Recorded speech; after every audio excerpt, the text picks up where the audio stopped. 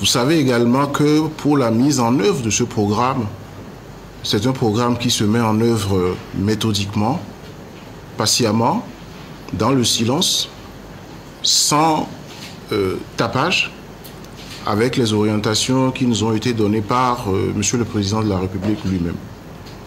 Mais ce que nous nous efforçons de faire depuis 2016, c'est de veiller au respect des textes qui gouvernent notre pays en termes d'installation des infrastructures, de traitement des personnes affectées par les différents projets, parce que, il faut le dire très clairement dès maintenant, nous sommes en chantier presque ininterrompu depuis 2016. Donc, l'intervention d'aujourd'hui, c'est pour dire simplement et rassurer l'opinion publique que tout ce que nous avons fait jusqu'à présent, nous l'avons fait dans le respect strict des textes qui gouvernent la matière dans notre pays.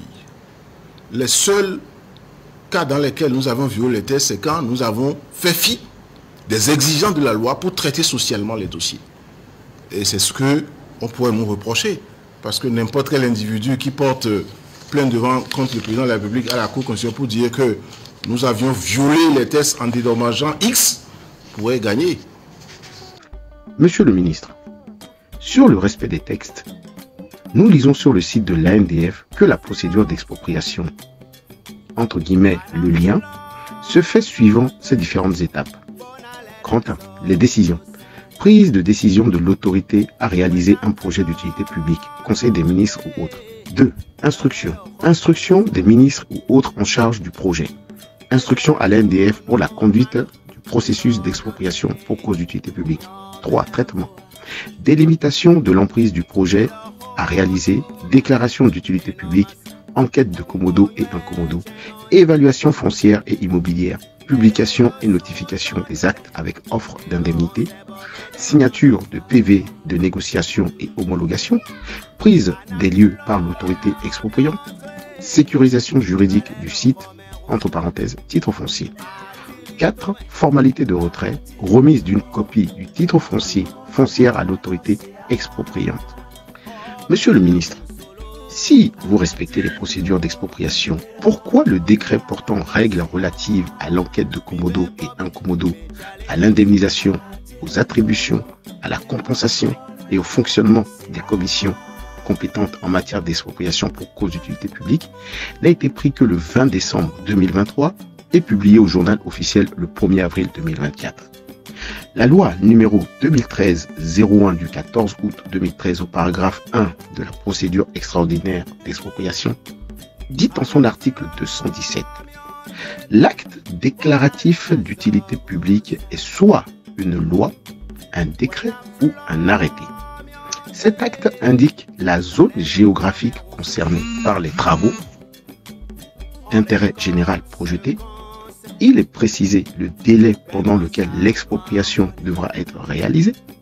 Le délai dans lequel l'expropriation doit intervenir ne peut être supérieur à 12 mois à compter de la déclaration d'utilité publique. » Nous avons donc cherché la loi, le décret, l'arrêté déclarant la zone 4 de Togandaro zone d'utilité publique, mais à ce jour, nous n'avons pu rentrer en possession de cette loi.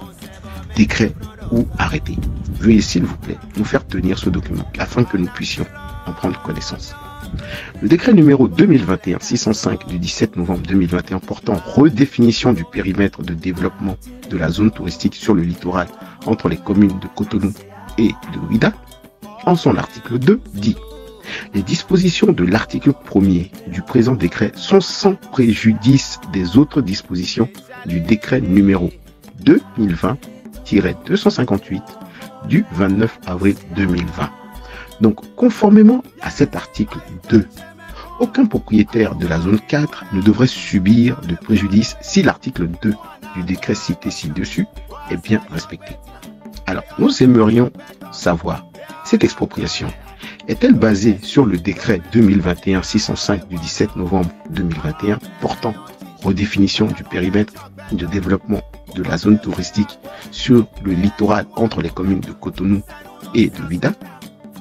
La zone 4 de Togba serait-elle sous le coup d'un autre décret dont nous n'aurions pas connaissance?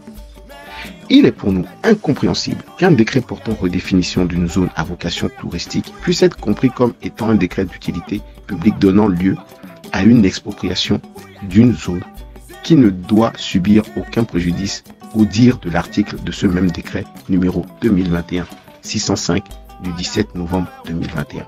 Chers Béninois, voici ce que le ministre estime être un travail qui se fait sans tapage, méthodiquement dans le silence, avec les orientations qui ont été données par le président et qui veille depuis 2016 au respect des textes qui gouvernent notre pays. Et les seuls cas dans lesquels ils ont violé les textes, c'est quand ils ont fait fi des exigences de la loi pour traiter socialement les dossiers. Et c'est ce qu'on pourrait leur reprocher. Casser des biens des citoyens qui ne répondent à aucun décret. Est-ce cela le social dont nous parle le ministre José Tonato?